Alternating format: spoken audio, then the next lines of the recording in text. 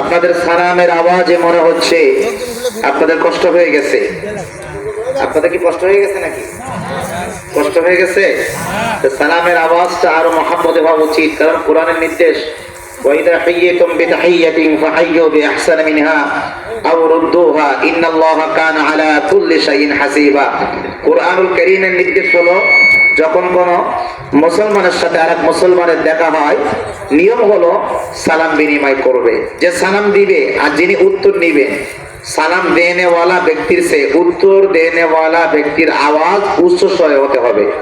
এটা কি আমার কথা না আল্লাহর কথা? আল্লাহর কথা।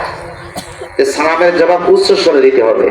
দেখবেন ডিজিটাল কিছু সালাম বের হয়েছে, মানুষ সালাম দেয় ভাই, এটা কোনো সালাম? আবার অনেকে সালাম দেয় সালাম আলাইকুম, মানে মাথা নাড়ায়।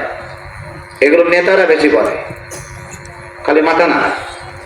মাথা নাড়ালে হবে না, সালামের জবাব দিতে হবে ভিতর থেকে। যারা বাইরে আছেন ভিতরে বসে পড়ুন। আসসালামু আলাইকুম ওয়া রাহমাতুল্লাহি ওয়া বারাকাতুহু।